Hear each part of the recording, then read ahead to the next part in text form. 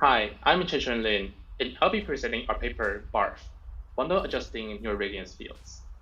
This is a joint work with Wei-Shu Ma, Intorio Toraba, and Simon Lucy. Neural Radiance Fields, or NeRF, has demonstrated remarkable ability to learn 3D scene representations for high-fidelity view synthesis.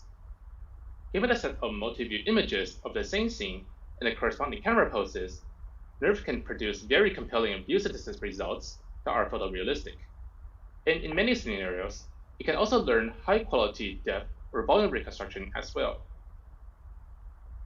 NeRF works by making volume rendering end-to-end learnable. Given an image looking into the 3D space, it represents the underlying 3D scene using a coordinate-based multilayer perceptron.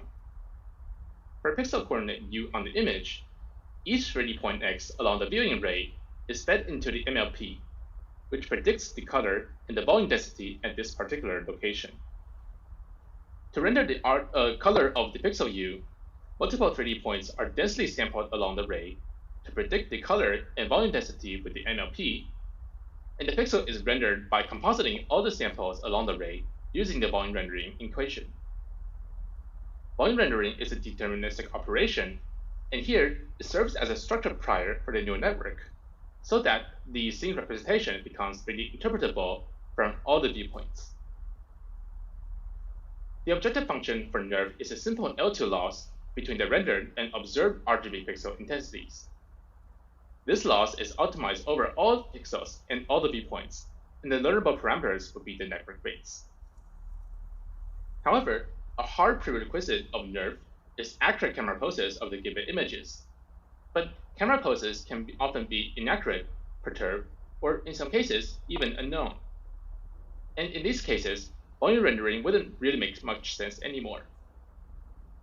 So not only are we interested in finding this 3D scene representation, but we're also interested in solving for accurate camera pose parameters as well. But you may think that, can we just optimize these camera poses naively through backpropagation? How hard can it possibly be?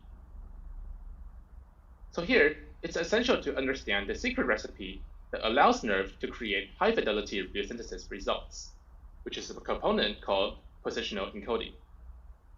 Positional encoding maps input 3D coordinates x to a higher dimensional space before passing it into the network. It's designed as a series of sinusoidal bases of exponentially increasing frequencies, so the MLP becomes a deep combination of these bases to form a deep Fourier series. This has shown to be crucial to NeRF's ability to recover high-frequency signals. And here is an example of NeRF to illustrate the effect. Without positional encoding, the image synthesis becomes very blurry, whereas if we add positional encoding, the network will be able to recover high-fidelity details of the Lego truck. However, the power of positional encoding can be a double-edged sword when it comes to camera pose registration. And to see this, let's look at the gradient expression of positional encoding, and this is important because the sampled 3D points are a function of the camera poses. Here we show two example encoding bases, and we see that the gradient magnitudes are scaled by 2 to the decay power times pi. So this amplifies the gradient by this much for the low frequency basis, and this much for the high frequency one. And this would cause the geometric updates to be incoherent and unstable. And as a toy example, suppose that we have two signals differing by an offset c, and we need to utilize simple signal values and the gradient information to solve for the alignment. And the yellow points here indicates the actual correspondence to the light blue points. However, attempting to align such complex signals easily results in incoherent updates based on the gradient, which makes the registration process prone to suboptimal solutions. But if we have smooth signals where the yellow points indicate the same offsets, this allows us to predict much more coherent updates, such that the registration becomes more effective. So smooth signals are much more desirable for finding geometric alignment using energy-based optimization, and this concept has been extensively applied dating back to the Lucas-Kanada image alignment algorithm. So we propose a very simple but also effective strategy for coarse-to-fine registration by controlling the different frequency components that can actually contribute. So in practice, we apply a scalar weight to each of the positional encoding component, which acts like a smooth mask. And this weight has this expression here inspired by NeRF, also in ICCV this year. Then we initially activate only the lowest frequency component and zero out the rest.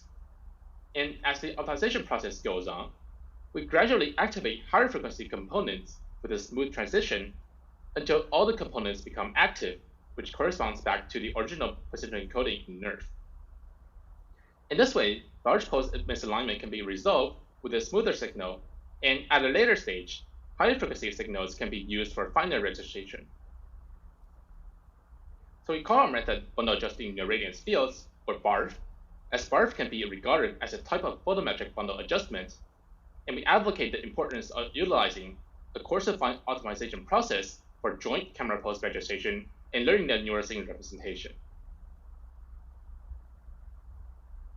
So now let's look at how BARF works. And before we go into 3D and volume rendering, let's first consider a simple example of image alignment. Suppose we're given these 5 image patches. We want to optimize for a consistent image representation by also registering the patches together. And in this case, our network simply takes 2D coordinates as the input and predicts the RGB values. We initialize all these patches to the center of the image, and this is what the corresponding ground truth BARFs would look like. And we want to jointly resolve these homography perturbations from the patches. So we can compare the effect of positional encoding with 3 different setups: without any positional encoding, with full positional encoding, and BARF, which is coarse-to-fine. And we optimize the same image losses for the newest representation and the warps. So without positional encoding, the network solves for the alignment fairly well, but it suffers from the capability to represent the fidelity of the images. With naive full positional encoding, it gets stuck in a suboptimal solution, and the recovered patches exhibit large amounts of ghost artifacts. Finally, for BARF, it takes the best of both worlds to recover the image with high fidelity while also accurately aligning the patches together. And this shows the advantage of BARF using a coarse-to-fine strategy. Now let's go to 3D and take a look at NeRF and some more challenging real-world examples. So suppose that we have this forward-facing sequence of orchids that's casually captured by a smartphone, but we don't really know the underlying camera poses. So we initialize all the camera poses to the identity transform. And let's look at how BARF would work in this case and compare against the naive NeRF baseline with full positional encoding. Visualizing the optimization process, BARF can achieve high-quality view statistics results in depth estimation, which is comparable to the original NeRF. And the baseline without coarse-to-fine gets stuck in suboptimal camera poses and incorrect representations. We also compared the camera poses against those computed by COMAP, an off-the-shelf structural motion package, and we visualize these poses in black. And in this case, we visualize the optimized poses that are pre-aligned to COMAP, as the solutions are ambiguous up to a 3D similarity transform. And we visualize again the optimization process, and we see that the BARF poses highly agree with COMAP estimation, which indicates that BARF is just as good as geometric methods here. And we can compare the novel view synthesis results of different scenes, and we see that BARF is consistently much better than the baseline, which yields undesirable results. And this can also be reflected from the expected depth, and we see that BARF is able to recover accurate dense 3D geometric structure from the unknown camera poses, and that naively using positional encoding is detrimental to the joint registration process. Here we show some quantitative results. First, we evaluate the registration performance against the COMAP poses in terms of rotation and translation errors. And obviously, BARF largely outperforms baseline, with the average rotation error less than 1 degree. And the naive baseline mostly just fails.